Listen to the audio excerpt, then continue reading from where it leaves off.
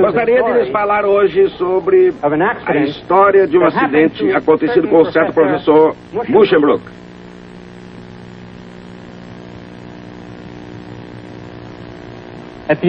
Na Universidade de Leiden, em 1745.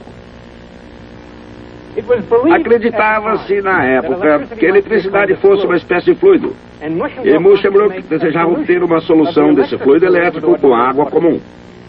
Um amigo dele, Andreas Junias, que trabalhava como seu assistente, pegou uma jarra como esta e colocou nela uma tampa com um prego comprido. Em seguida, prendeu o prego ao polo de um gerador eletrostático, como este, de maneira que o fluido elétrico pudesse escorrer pelo prego até a água e misturando-se com ela. Então, quando segurou o prego para tirá-lo da água, fez uma descoberta absolutamente chocante. Muschenbroek não se intimidou, porém procurou outro voluntário e prosseguiu suas pesquisas. Mas essa descoberta, que passou a ser conhecida como Garrafa de Leiden, revelou-se uma das mais importantes do século XVIII. Isso porque, antes dela, a eletricidade era uma simples curiosidade, mas depois dela, tornou-se algo realmente pontual. Para apreciarmos o impacto dessa descoberta na época, precisamos compreender algo sobre como a ciência era então praticada. As pessoas que faziam experiências com eletricidade, os chamados eletricistas, formavam uma espécie de fraternidade. E como todas as fraternidades, ela tinha suas normas e seus rituais. Não devemos esquecer que na época havia apenas instrumentos muito grosseiros, capazes de medir a quantidade de eletricidade produzida. Mas cada eletricista se orgulhava de sua capacidade de avaliar a força da eletricidade e sentir o choque por ela produzido. Portavam-se como cozinheiros provando suas sopas. Nenhum eletricista divulgava uma experiência sem primeiro sentir o choque. Bem, antes da descoberta da Garrafa de Leiden, essa experiência era inofensiva, mas depois a situação ficou completamente diferente. Não era uma boa época para alguém ser eletricista. Muschenbroek foi o primeiro a fazer a experiência, e mais tarde ele diria que jamais faria novamente.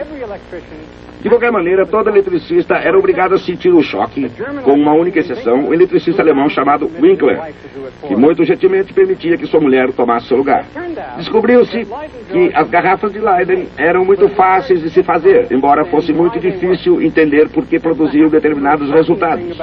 E talvez o fato mais chocante em relação a essa questão tenha sido a origem da explicação. Ela veio de um obscuro impressor de uma pequena cidade chamada Filadélfia, do outro lado do Atlântico. Seu nome era Benjamin Franklin.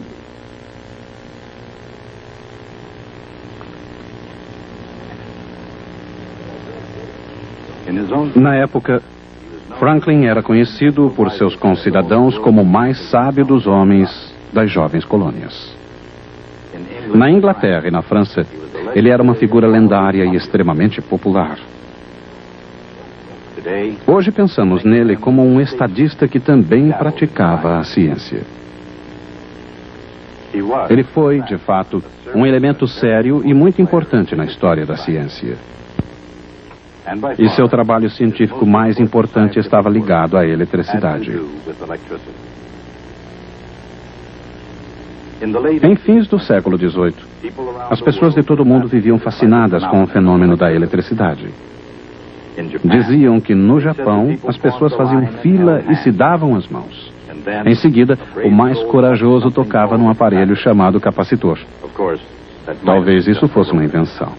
Pois na época em que Benjamin Franklin percorria as ruas de Filadélfia, a maior parte do conhecimento científico do mundo sobre eletricidade cabia numa garrafa de Leiden. O professor Muschenbroek e suas garrafas de Leiden chamaram muita atenção na Holanda. E utilizando os dispositivos de Cat Becherson, o professor Van Marum realizou suas experiências na década de 1780. Mas fora dos laboratórios, especialmente quando se tratava de famoso filho de Filadélfia, a questão da eletricidade podia ser decididamente perigosa.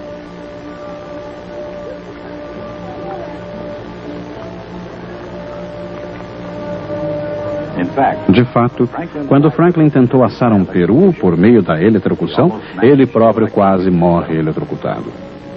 Assim, e essas são suas próprias palavras, Franklin descreveu os perigos da eletricidade. O golpe parecia ter atingido todo o corpo e foi acompanhado por um violento tremor do tronco. Nada.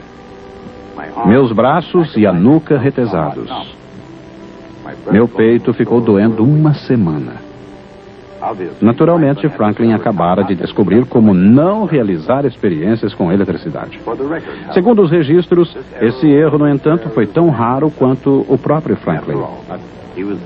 Afinal, ele foi o primeiro a publicar uma teoria da carga elétrica e da força elétrica. Os detalhes seriam elaborados mais tarde, mas em termos modernos, o que buscava Franklin? Nas proximidades de uma carga positiva, a força elétrica repele uma carga de prova positiva. Uma força externa é necessária para impelir a carga para mais perto, realizando o trabalho contra a força elétrica. O trabalho é positivo se o movimento tem uma componente oposta à força elétrica.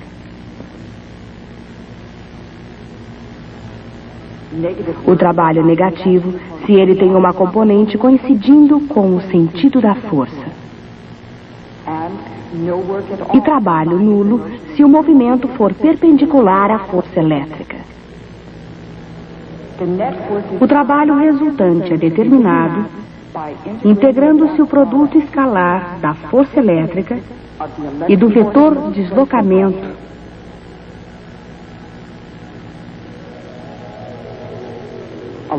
ao longo de qualquer trajetória através do campo elétrico.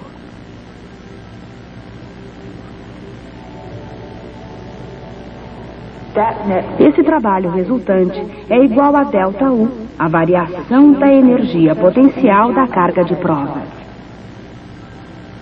Naturalmente, a força elétrica é a carga de prova vezes o campo elétrico. Assim, a variação da energia potencial é igual à carga de prova vezes alguma coisa que depende exclusivamente da trajetória através do campo. Essa alguma coisa, ΔV, é chamada diferença de potencial elétrico, sendo medida em volts. O potencial elétrico ou voltagem depende exclusivamente da posição no campo elétrico.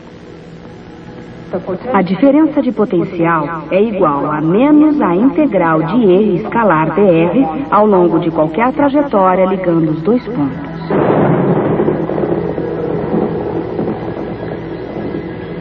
Cem anos antes de Faraday descobrir o campo elétrico, Franklin o via como a atmosfera elétrica. Em sua teoria, a atmosfera tem origem num fluido. Um fluido elétrico que permeia todo objeto na Terra.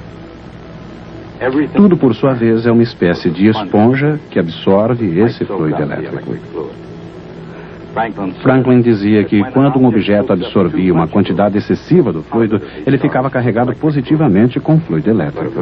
Mas se o objeto não possui fluido elétrico suficiente, então ele estava carregado negativamente. Ele dizia que objetos carregados positivamente e objetos carregados negativamente se atraem mutuamente. Mas dois objetos carregados positivamente se repelem mutuamente.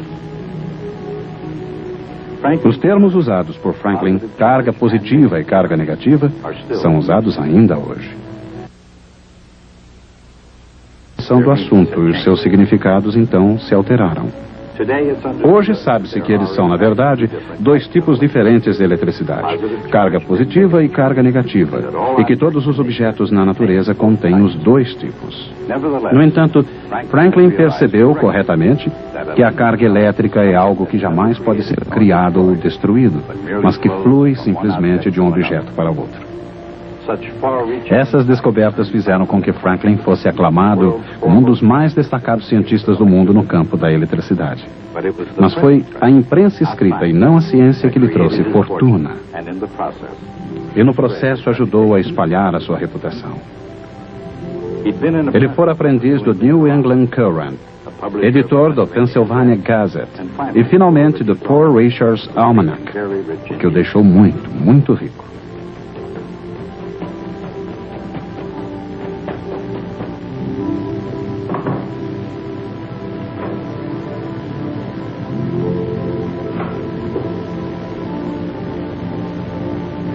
Embora tenha abandonado a imprensa em 1748 para dedicar-se inteiramente à ciência, uma certa quantidade de tinta de impressão continuou a correr em suas veias pelo resto de sua vida. Mas ele não se satisfazia apenas em ler e escrever sobre os acontecimentos da sua época.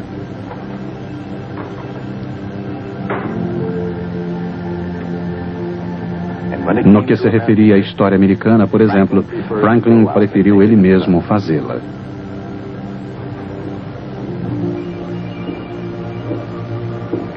Mas se foi uma presença importante nas colônias, sua figura era absolutamente lendária na Europa.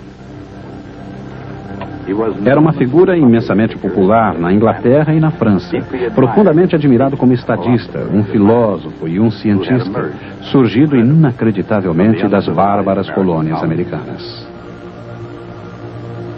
Durante toda a vida, Franklin foi também um homem de uma sorte incrível. Poucas horas antes de apresentar suas credenciais à corte de Luís XVI, descobriu que a peruca empoada e as roupas formais que lhe haviam sido reservadas eram muito pequenas. Franklin surgiu então audaciosamente com roupas comuns e sem peruca, e ao invés de ser ridicularizado, foi aclamado no mesmo momento como o filho das terras das florestas negras. Mas a fama de Franklin foi muito mais longe. Ele foi também reconhecido como inventor por muitas e boas razões do para-raios, da cadeira de balanço, do fogão Franklin e até mesmo do horário de verão.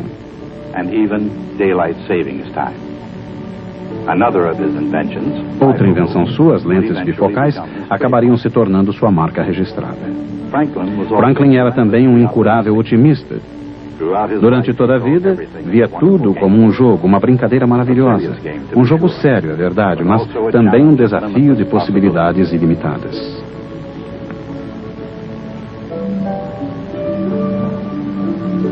Qual terá sido a sensação de açoitar um remoinho com um chicote ou colher um raio com uma pipa? Franklin foi o único homem na face da Terra capaz de responder a essas perguntas com base na própria experiência. Na terra e no mar, ele estudou tudo o que pôde. Escreveu detalhadamente sobre seus estudos. Foi chamado de doutor, em parte graças aos seus escritos sobre doenças e a prática da medicina. Como outros, aplicara choques elétricos no tratamento de paralisias. No entanto, ao contrário dos seus contemporâneos na medicina, concluiu que o único benefício do tratamento com choques vinha do exercício obtido pelos pacientes ao caminharem até sua casa e depois fazerem o caminho de volta após cada visita. Mas do ponto de vista científico, o fato mais excitante foi e ainda é sua percepção do próprio fluido elétrico. Embora hoje não seja muito difícil encontrar algumas poucas imperfeições na teoria do Dr. Franklin, ela foi a mais avançada da época. E até certo ponto estava correta. Seu fluido elétrico continha centelha do que estava por vir.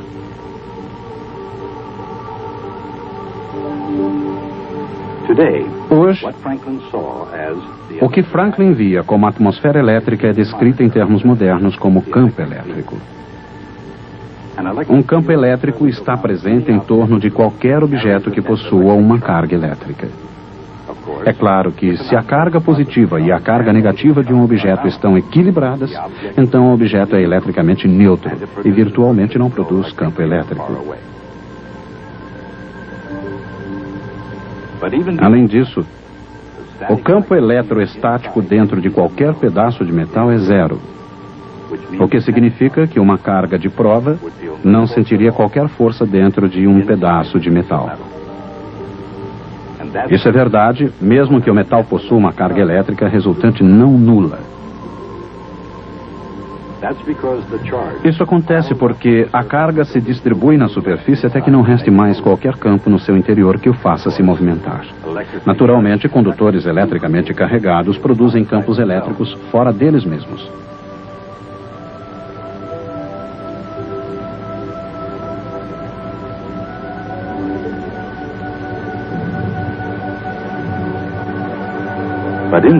Mas dentro não existe qualquer campo.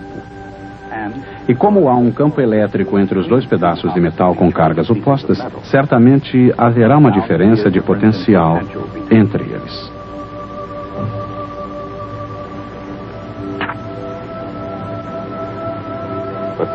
Mas como não há campo lá dentro, o potencial é o mesmo em todo o metal.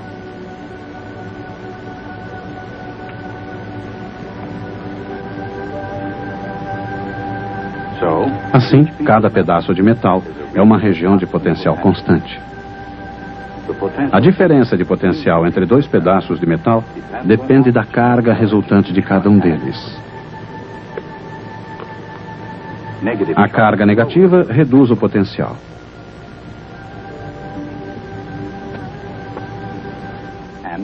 Enquanto a carga positiva o eleva. Naturalmente, no século XVIII, o Dr. Franklin não tinha condições de obter uma imagem assim tão clara do potencial elétrico, pois até mesmo o seu conceito era desconhecido na época. Mas ele tinha um imenso conhecimento de eletricidade, um conhecimento que ele muitas vezes compartilhou com seus colegas europeus. E como um dos mais sábios dos norte-americanos, Benjamin Franklin também dedicou uma grande atenção às grandes mentes do passado, especialmente Sir Isaac Newton. Franklin conhecia muito bem a teoria de Newton sobre a gravitação universal e sabia que a força da gravidade de Newton mantinha o universo unido, já que as massas se atraíam mutuamente. Franklin teria gostado de formular uma lei semelhante, uma lei da força elétrica. Mas ela não funcionaria tão bem, pois ao contrário da gravidade, existem dois tipos de carga elétrica. Cargas elétricas de sinais opostos se atraem mutuamente, e cargas de sinais semelhantes se repelem.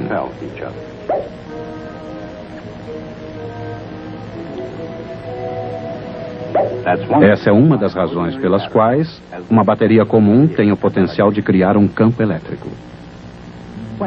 Quando uma bateria está ligada entre dois pedaços de metal, ela força a carga a fluir de um para o outro, até que a diferença de potencial entre eles seja igual à voltagem da bateria. Isso cria um campo elétrico entre eles. Se a voltagem é duplicada, o mesmo acontece com a carga. E também com a diferença potencial. E com o campo elétrico. De maneira geral, a carga transferida é proporcional à voltagem aplicada. A constante de proporcionalidade C é chamada capacitância. Muito antes de existir o moderno capacitor, e muito menos o meio e a matemática para ilustrarem o seu funcionamento, todo mundo sabia da existência do relâmpago. Mas para se descobrir o papel do relâmpago no mundo da ciência natural, foi preciso acompanhar Benjamin Franklin no estudo da eletricidade propriamente dita. De todos os eletricistas do século XVIII, apenas Franklin compreendeu o que eram de fato os relâmpagos. Gigantescas faíscas de eletricidade, não muito diferentes daquelas que ele era capaz de criar em seu laboratório. No papel estava a base de sua teoria. Primeiro, coloque uma estaca de metal ou para-raio no teto de um edifício. Em seguida, coloque um arame perto da estaca. Na teoria, a estaca deveria extrair alguma eletricidade do céu tempestuoso e uma faísca saltaria do metal para o fio. Antes da experiência, essas instruções haviam sido publicadas na Inglaterra. Thomas François Dalibard as seguiu ao pé da letra e realizou a experiência com sucesso nos arredores de Paris. Naturalmente, Franklin não tinha como saber que isso tinha acontecido quando ele próprio decidiu enfrentar o poder da mãe natureza. Finalmente, ele colocou sua teoria em prática de maneira muito mais perigosa. Em vez de usar um para-raio para extrair a eletricidade do céu, ele usou uma pipa. Uma pipa muito simples feita com gravetos e um lenço de seda. Em vez de um fio separado, ele prendeu uma chave de metal ao barbante da pipa. Na noite fatídica, Franklin observou fios soltos pendurados no barbante da pipa. Exatamente como havia previsto, as faíscas saltaram. Quando elas se lançaram da chave às suas mãos desprotegidas, Franklin experimentou uma sensação que jamais esqueceria. Mas, na verdade, a maior das descobertas de Franklin não foi feita com raios. Foi feita com garrafas de Leyden. Foi aqui na Terra, muito mais do que no céu de tempestades, que Benjamin Franklin revolucionou a ciência da física. Muitos achavam que, ao carregar uma garrafa com eletricidade, estavam acrescentando grandes quantidades de eletricidade a essa garrafa. Mas Franklin sabia que não era bem assim. Com seu conhecimento, ele foi o primeiro a descobrir como funcionava um capacitor. Ele percebeu que o fluido elétrico não estava sendo criado nem destruído. Apenas fluía de um lugar para outro. Numa garrafa de Leyden, ela fluía do condutor dentro da garrafa para o condutor do lado de fora. Em outras palavras, a garrafa de Leyden foi o primeiro capacitor elétrico primitivo. Com duas peças de metal quaisquer, pode-se formar um capacitor. A forma não importa. As duas peças de metal podem ser as chapas de um capacitor de placas paralelas, como também podem ser as partes interna e externa de uma garrafa de Leyden. O campo elétrico, um capacitor de placas paralelas, resulta de fato das películas de cargas opostas que se contrapõem nas superfícies metálicas. O campo entre as películas é constante. As duas películas de cargas opostas se atraem mutuamente e se ajudam a permanecer no lugar. É por isso que um capacitor é um aparelho tão útil. Se a voltagem é mantida constante por uma bateria,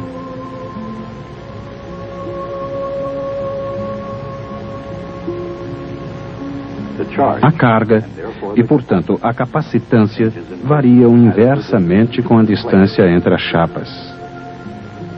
E é proporcional à área dessas mesmas chapas. Franklin percebeu que, se os capacitores fossem ligados uns aos outros da maneira apropriada, eles teriam uma maior capacitância. Por apropriada, ele queria dizer em paralelo. Uma série de garrafas de Leyden, uma ligada à outra, produzia, na verdade, uma menor capacitância. Mas uma ligação em paralelo de garrafas de Leyden revelou-se um excelente arranjo. Franklin deu-lhe o nome de bateria elétrica. Outro termo que tem hoje um significado diferente. Mas o importante não é o termo, é a ideia. Benjamin Franklin foi o único a perceber que não era preciso uma garrafa de Leyden para condensar eletricidade. Um simples par de chapas de metal paralelas era o suficiente. Apesar de ocasionais imprecisões, o trabalho de Franklin no campo da eletricidade foi um marco científico. Mesmo assim, Benjamin Franklin será sempre mais lembrado como estadista e notável funcionário público. Na Filadélfia, ele criou o primeiro hospital público, a primeira biblioteca pública e o primeiro corpo de bombeiros. Como delegado ao Congresso de Albany em 1754, ele teve mesmo a ousadia de propor uma união das colônias.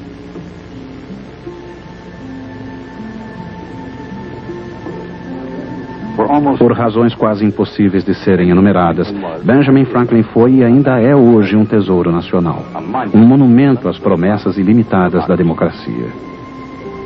Aqui, neste aposento, com a diligência de um estudioso e a moderação de um estadista, ele traçou o curso dos ideais de uma nação que acabava de nascer. Mas como cientista, Benjamin Franklin foi um dos maiores filósofos naturais. Não apenas na época, mas ainda hoje, em todo o mundo da ciência. Franklin é muito inteligente. Talvez sua invenção mais inteligente tenha sido o para-raio. Mas ele teve um concorrente na Inglaterra, alguém que também inventou um para-raio. Os dois discordaram em relação a determinado detalhe. Franklin achava que os para-raios deveriam ter extremidades pontiagudas. Seu concorrente inglês acreditava que o para-raio deveria ter uma espécie de bola na extremidade. Mais tarde, ficaria provado que Franklin estava certo. Mas na ocasião, os Estados Unidos não mantinham as melhores relações com a Inglaterra. Estava acontecendo algo que ficou conhecido como Guerra da Separação. O rei Jorge III decretou que todos os para-raios da Inglaterra deveriam ter extremidades arredondadas. O rei tentava alterar a lei da natureza através de um decreto real. É claro que isso é impossível. Seria necessário uma lei aprovada pelo parlamento. Antes da invenção do para-raio, um relâmpago era um fenômeno absolutamente apavorante. Não havia proteção contra ele. Quando nas cidades se percebia a aproximação de uma tempestade, os habitantes faziam tocar os sinos da igreja numa tentativa de afugentá-la. Mas a torre da igreja, é claro, era normalmente a edificação mais alta da cidade. E assim, de maneira geral, o raio atingia o sino da igreja, descia pela corda úmida e despachava o sineiro. A invenção do para-raio foi a primeira demonstração de que uma compreensão teórica da ciência podia conduzir ao domínio das grandes forças da natureza. O impacto psicológico dessa descoberta se fez sentir até hoje. Continuaremos a nossa história no próximo programa.